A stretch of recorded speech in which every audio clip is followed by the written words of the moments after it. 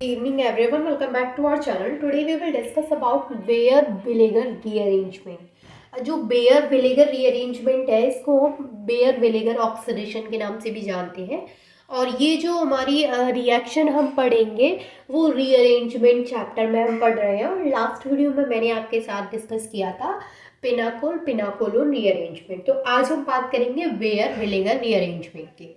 तो देखिए, बेयर विनेगर रीअरेंजमेंट को हम बेयर विनेगर ऑक्सीडेशन इसलिए बोलते हैं क्योंकि यहाँ पे क्या होता है, जब हमें प्रोडक्ट मिलता है तो उसमें ऑक्सीजन का एडिशन होता है। दैट्स वाई हम इसको क्या बोलते हैं कि बेयर विनेगर ऑक्सीडेशन भी बोलते हैं। ओके, तो इसमें होता क्या है, जैसे हमारे पास कीटोन है, ठीक है। इसमें क्या होता है कि जो कीटोन है उसका हम बेयर विनेगर ऑक्सीडेशन कराते हैं तो उसके थ्रू हमें यहाँ पे एस्टर का फॉर्मेशन होता है।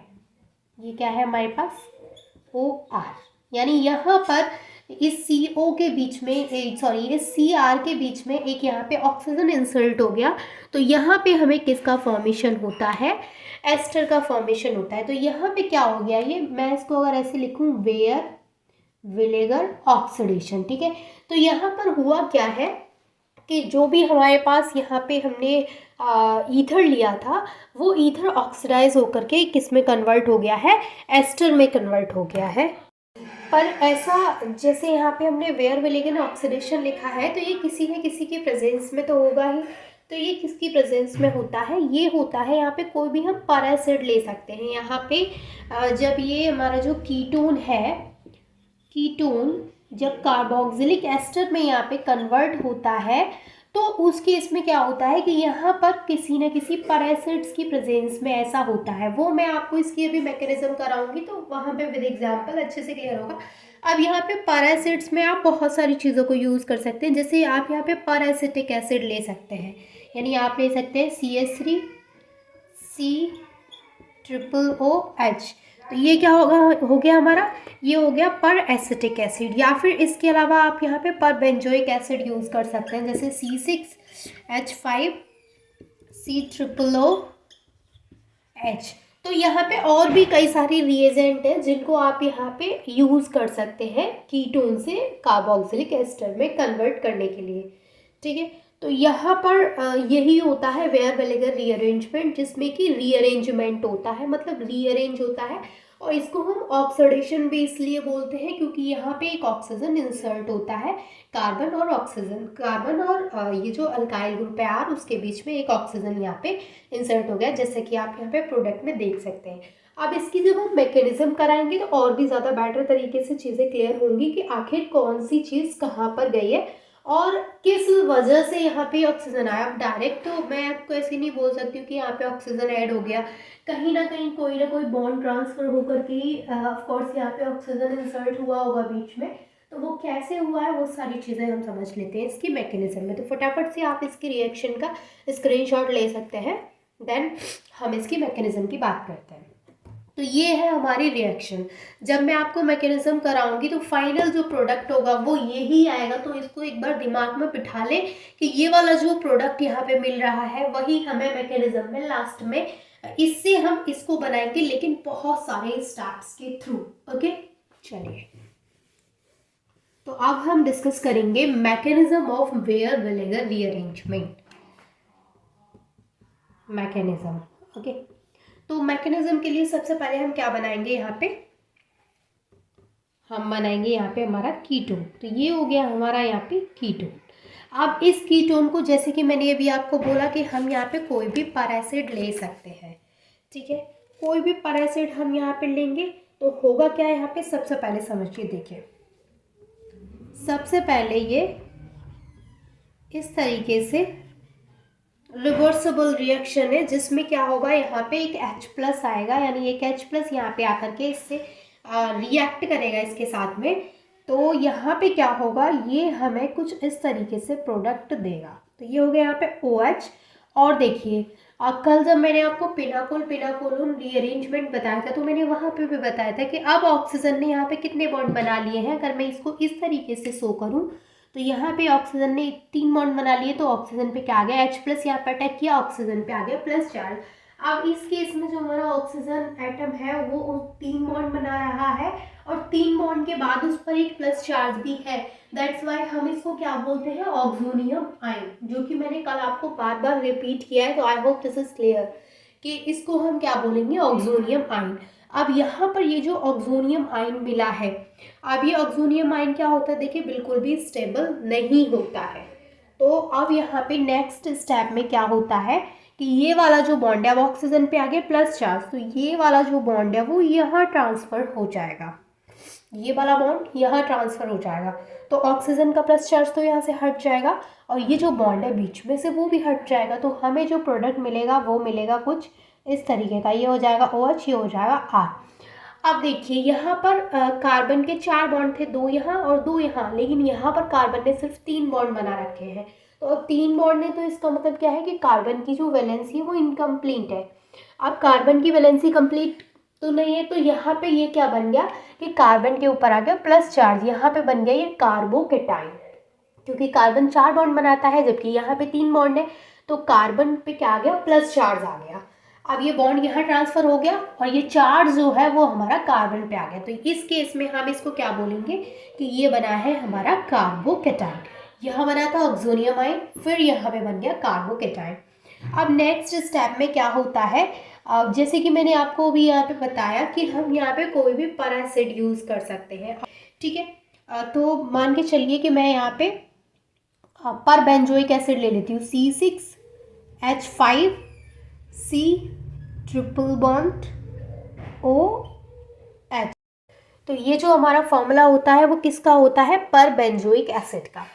और अगर हम यहाँ पे C6H5 को हटा दें और यहाँ पे CH3 लगा दें तो ये किसका फॉर्मूला हो जाएगा, पर एसिटिक एसिड का। तो आप उनमें से कोई भी यहाँ पे यूज़ कर सकते हैं। तो हमने क्या किया यहाँ पे, पर बेंजोइक एसिड को, अब यानी पर बेंजोइक एसिड की वजह से ही तो यहाँ पे ये ऑक्सीडेशन होगा, ये चीज़ मैंने आपको स्टार्टिंग में क्लियर की थी कि यहाँ पे जो रीअरेंजमेंट हो रहा है, जो बेयर विनेगर रीअरेंजमेंट हो रहा है वो एक पर एसिड के थ्रू हो रहा है, तो जो पर एसिड है वो यहाँ पे आ गया, ठीक है। अब यहाँ पे क्या होगा, देखिए अब इस केस में यहाँ पे क्या होता है कि जो कार्बन पे प्लस चार्ज है, अब कार्बन पे प्लस चार्ज है तो कार्बन क्या है, स्टेबल नहीं है, तो वो अपने चार्ज को हटाना चाहेगा और कोई चौथा बॉन्ड बनाना चाहेगा, तो उस केस में क्या करेगा कि ये पर एसिड यहाँ पे आएगा और इससे बोलेगा कि भाई मेरे साथ बॉन्डिंग कर लो। तो इसके साथ में बॉन्डिंग कैसे हो पाएगी, जो ऑक्सीजन, देखिए ऑक्सीजन के पास क्या होते हैं, लोन पेयर ऑफ इलेक्ट्रॉन्स होते हैं, तो ये वाला जो ऑक्सीजन है मतलब सभी के पास है, बट मैं इसके शो करवा रही हूँ क्योंकि ये वाला इसको यहाँ से अटैच हो जाएगा इस वाले कार्बन से, तो इस पर पॉजिटिव चार्ज है, तो ये यहाँ से ऑक्सीजन आकर के इससे इस तरीके से अपने इलेक्ट्रॉन्स के थ्रू यहाँ पे इसका चार्ज हटा देगा और ऑक्सीजन और कार्बन के बीच में यहाँ पे बॉन्डिंग बन जाएगी। तो यहाँ पे जो बॉन्डिंग होगी वो कुछ इस तरीके से होगी, RCOH एज इट इज़, ये वाला R एज इट इज़। यहाँ पे क्या है, ये वाला जो ऑक्सीजन है वो ऐसे जुड़ेगा यहाँ पे और ये हाइड्रोजन एज इट इज़। अब ये जो पीछे वाला पार्ट है वो कैसे जुड़ेगा वो देखिए, ये ऑक्सीजन, ये वाला कार्बन और कार्बन से जुड़ा है हमारा O और ये वाला C6H5, ठीक है। यहाँ तक चीज़ें क्लियर है, यहाँ तक आपको कोई डाउट नहीं होना चाहिए। अब यहाँ पर क्या होगा, अब यहाँ पे हमारे पास ये आया है नया स्ट्रक्चर। अब यहाँ पे देखें ये वाली ऑक्सीजन जो है उसने कितने बॉन्ड बना रखे हैं, 1 2 3। अब आपको पता है जब ऑक्सीजन 3 बॉन्ड बनाता है तो वो उसके ऊपर कौन सा चार्ज आ जाता है, यहाँ पे प्लस चार्ज। तो अब क्या बन गया, ये ऑक्सोनियम आयन बन गया। अब ये भी यहाँ पे ऑक्सोनियम आयन है, अब ये भी क्या अपने चार्ज को यहाँ से हटाना चाहेगा, तो अब ये चार्ज को यहाँ से कैसे हटाएगा, यहाँ से H+ निकल जाएगा, तो मैं लिख दूँ -H+ कि यहाँ से H+ निकल गया। अब यहाँ से ये वाला H+ निकल जाएगा तो फाइनल स्ट्रक्चर क्या आएगा हमारे पास, R, ये वाला OH एज इट इज़, ये वाला R एज इट इज़। अब ये जो यहाँ पे है ऑक्सीजन वो ऐसे बन गया, अब ये हाइड्रोजन हट गया, तो अब इस ऑक्सीजन से कोई हाइड्रोजन अटैच नहीं है, सिर्फ ये वाला ऑक्सीजन अटैच है और इस ऑक्सीजन से कार्बन जो कि डबल बॉन्ड के थ्रू अटैच है, और ये R नहीं लिखेंगे हम, यहाँ पे लिखेंगे C6H5, ये वाला C6H5 अटैच है, ठीक है। अब ये जो हमें यहाँ पे मिला है इसको बोलते हैं हम कैरीज इंटरमीडिएट, इसको क्या बोलते हैं, कैरीज इंटरमीडिएट। मैं इसका यहाँ पे नाम लिख देती हूँ, कैरीज इंटरमीडिएट। अच्छा, अगर आपका MCQ पेपर आया तो उसमें ये MCQ भी बन सकता है कि वेयर विनेगर रीअरेंजमेंट में हमें कौन सा इंटरमीडिएट मिलता है, तो उस कई सारे नाम आपको वो इंटरमीडिएट्स के दे देगा और फिर एक देगा आपको कैरीज इंटरमीडिएट। तो आपको कौन सा टिक लगाना है, वहाँ पे कैरीज इंटरमीडिएट वाला टिक वहाँ पे लगाना है, ठीक है, ओके। अब यहाँ पे जो कैरीज इंटरमीडिएट हमें मिला है, इसके बाद क्या होता है, ये H प्लस के साथ में, यानी एक H प्लस आएगा, इसके साथ में रिएक्ट करेगा। तो इस केस में जो रिएक्शन होगी हमारी वो रिवर्सिबल होगी। साइन का भी आपको ध्यान रखना है। अब ये H प्लस यहाँ पे इससे आकर के रिएक्ट करेगा। अब देखिए यहाँ पर जब ये H प्लस के साथ में रिएक्ट करेगा तो ये जो H प्लस है वो इस पोजीशन पे जाकर के अटैक करेगा ऑक्सीजन की। तो जब ये H प्लस इस पोजीशन पे जाकर के अटैक करेगा तो यहाँ पे क्या हो जाएगा, OH, और ऑक्सीजन ने 2 बॉन्ड ऑलरेडी बना रखे हैं और तीसरा बॉन्ड इस हाइड्रोजन के साथ बनाएगा, तो ऑक्सीजन पे कैसा चार्ज आ जाएगा, प्लस चार्ज, यानी यहाँ पे ऑक्सोनियम आयन बन जाएगा। तो मैं यहाँ पे बना के आपको दिखा देती हूँ। तो ये OH एज इट इज, इस पे लोन पेयर है यहाँ पे, ठीक है, ये लोन पेयर मैंने आपको शो कर रखे हैं। ये bond as it is carbon double bond oxygen, और ये C6H5 एज इट इज। अब ये जो H प्लस है वो यहाँ जुड़ेगा तो ऑक्सीजन पे आ गया फिर से प्लस चार्ज। तो ये हमें क्या मिल गया, यहाँ पे फिर से ऑक्सोनियम आयन यहाँ पे मिल गया। अब ये जो ऑक्सोनियम आयन है, अब ये यहाँ पे क्या होगा, 1-2 शिफ्ट होगा। अब यहाँ पे 1-2 शिफ्ट कैसे होगा वो चीज़ आपको थोड़ा अच्छे से समझनी है, थोड़ा सा कॉम्प्लिकेटेड लगेगा इस बार आपको, क्योंकि ये जो स्टेप है ना, इसमें बहुत सारे बॉन्ड्स इधर से उधर, उधर से इधर जाएंगे जब 1-2 शिफ्ट होगा तो, ओके। चलिए, अब यहाँ पे क्या होता है कि ये जो लोन पेयर ऑफ इलेक्ट्रॉन है वो यहाँ ट्रांसफर हो जाते हैं। मैं आपको अगर नीचे से बताऊँ तो इस तरीके से समझिए, देखिए यहाँ पे क्या है, ये ऑक्सोनियम आयन है। अब ये जो ऑक्सोनियम आयन है वो अपना प्लस चार्ज यहाँ से हटाना चाहेगा, तो अब ऑक्सोनियम आयन है तो प्लस चार्ज हटाना चाहेगा, तो वो क्या करेगा, ये जो इलेक्ट्रॉन्स है उनको अपने पास ले लेगा। अब जब ये इलेक्ट्रॉन को अपने पास ले लेगा तो यहाँ पे कार्बन कितने बॉन्ड बनाएगा, ये वाला बॉन्ड तो यहाँ आ जाएगा, तो ये वाला बॉन्ड यहाँ से हट के यहाँ पे लोन पेयर ऑफ इलेक्ट्रॉन्स आ जाएंगे। तो यहाँ पे कार्बन के पास सिर्फ 3 बॉन्ड रहेंगे। अब कार्बन कार्बोकेटाइन बन जाएगा, लेकिन कार्बोकेटाइन नहीं बनाना उसको, तो अब क्या करेगा, ये यहाँ आ गया तो ये वाला ऑक्सीजन बोलेगा ठीक है कोई बात नहीं है, ये अपने बॉन्ड को यहाँ ट्रांसफर कर देगा। तो अब कार्बन 4 बॉन्ड बना लेगा, ठीक है, कोई दिक्कत नहीं है यहाँ तक। अब यहाँ पे इनके बीच का ये जो बॉन्ड है यहाँ से ये ब्रेक हो जाएगा इस ऑक्सीजन के और इस ऑक्सीजन के बीच में जो बॉन्ड है, जब ये बॉन्ड यहाँ ट्रांसफर हो जाएगा तो इनके बीच का जो बॉन्ड है वो ब्रेक हो जाएगा। अब ये वाला ऑक्सीजन क्या बोलेगा, अब ये वाला ऑक्सीजन बोलेगा कि भाई बॉन्ड ब्रेक हो गया, अब इस ऑक्सीजन ने सिर्फ एक बॉन्ड बना रखा है। अब यहाँ से ये R बोलेगा कि ठीक है नेक्स्ट बॉन्ड मैं बना लेता हूँ तुम्हारे साथ, तो ये ऑक्सीजन के साथ में बॉन्ड बना लेगा। अब ये यहाँ से R हट जाएगा। अब कार्बन के पास सिर्फ कितने बॉन्ड हैं, 3, 1 2 3। अब इस केस में जो कार्बन है हमारा वो भी क्या है, अनस्टेबल हो गया, क्योंकि कार्बन के 3 बॉन्ड है बस। तो अब ये जो लोन पेयर ऑफ इलेक्ट्रॉन है ऑक्सीजन के वो यहाँ आ जाएंगे, तो अब यहाँ पे डबल बॉन्ड आ जाएगा ऑक्सीजन और कार्बन के बीच में, तो ये भी क्या हो जाएगा, स्टेबल हो जाएगा। अब इस केस में यहाँ पे क्या होगा, देखिए, अब देखिए मैंने आपको इतनी सारी चीज़ें ये बताई हैं। आई नो कि ये सारी चीज़ें आपको बहुत कॉम्प्लिकेटेड लग रही हैं और थोड़ा चीज़ें बेटर तरीके से क्लियर हुई भी नहीं है अभी, बट अभी मैंने आपको एरोज लगा के समझाया, आपको एरो तो समझ में आया कि कौन सा एरो कहाँ से कहाँ ट्रांसफर हुआ है।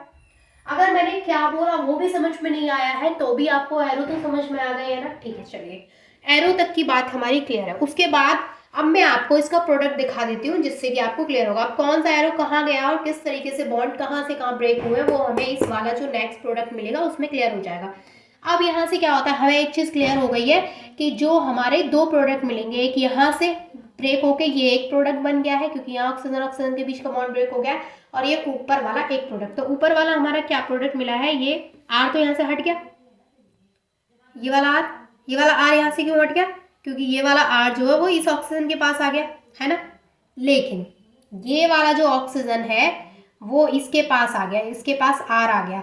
तो इस तरीके से लिखेंगे हम, ये वाला R लिख रही हूँ मैं यहाँ पे, ये वाला R मैं इधर लिख रही हूँ कार्बन, और ये OH है यहाँ पे। अब ये जो OH है उनके बीच में कैसा बॉन्ड है, डबल बॉन्ड है।